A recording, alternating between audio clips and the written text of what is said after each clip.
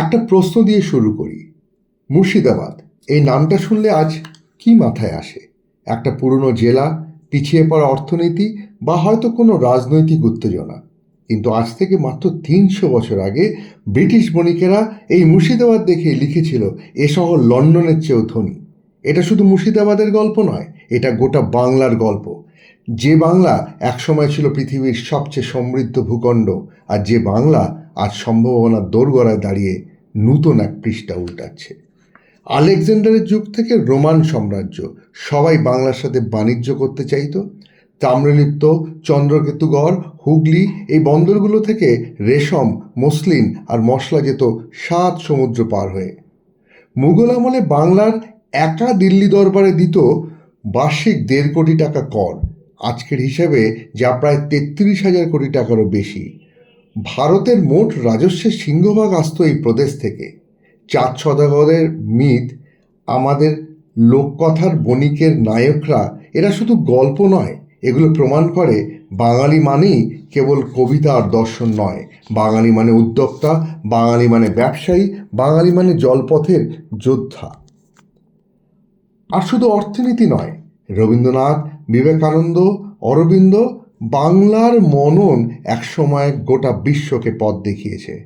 তাহলে কোথায় হারিয়ে গেল সেই বাংলা? পলাশির পর থেকে শুরু হয়েছিল পরিকল্পিত শোষণ। ব্রিটিশরা ফ্রেট ইকুয়ালাইজেশনের মতো নীতি দিয়ে পুরো ভারতের শিল্পকে কার্যত মেরে ফেলেছিল। স্বাধীনতার পরও সেই ক্ষত সারেনি।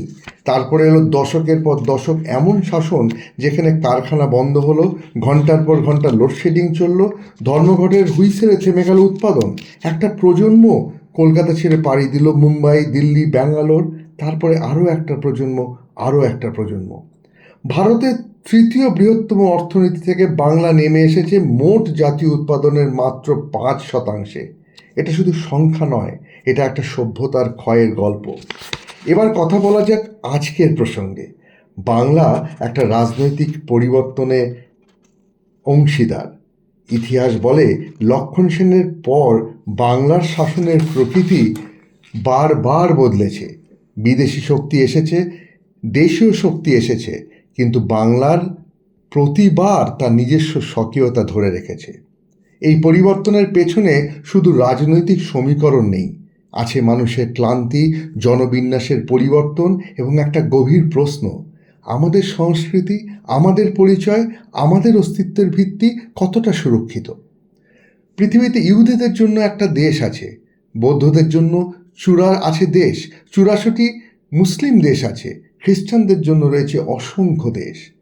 কিন্তু হিন্দু সভ্যতার, এই বিশ্বের প্রাচীনতম জীবিত সভ্যতার একমাত্র আশ্রয় এই সংকুচিত ভারতভূমি। ভারতবর্ষ বলতে আজকের পলিটিক্যাল ভারতবর্ষের ম্যাপটাকে বলছি, তা কিন্তু ভারতভূমির একটা সংকুচিত রূপ। আর সেই ভারতের মধ্যে বাংলা এক অনন্য প্রহরী। আমরা সবসময় উন্মুক্ত ছিলাম। সক্রেটিসের দর্শন থেকে শুরু করে বিভিন্ন সভ্যতাকে আমরা আত্মস্থ করেছি। কিন্তু আত্মস্থ করা আর বিলীন হয়ে যাওয়া তো এক নয়। কিন্তু এখানেই থামতে হবে একটু। এই পরিবর্তনকে উদযাপন করুন, কিন্তু গভীর ঘুমে যাবেন না। গণতন্ত্র মানে শুধু ভোট দেওয়া নয়, গণতন্ত্র মানে প্রতিদিনের নজরদারি। নেতারা সমাজ থেকেই উঠে আসেন। সমাজ যদি জাগ্রত না থাকে, তাহলে সর্বোত্তম নেতাও পথ হারান।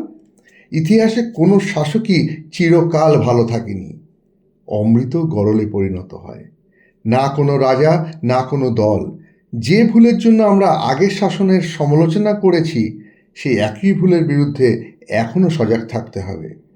শিক্ষা হচ্ছে কি না, স্বাস্থ্য ব্যবস্থা ঠিক হচ্ছে কি, এমএসএমই বা ছোট উদ্যোক্তারা সুযোগ পাচ্ছেন তো, কেন্দ্রীয় প্রকল্পগুলো সত্যিই মাটিতে পৌঁছাচ্ছে কিনা, এই প্রশ্নগুলো জিজ্ঞেস করার দায়িত্ব আমাদেরই থেকে যাবে।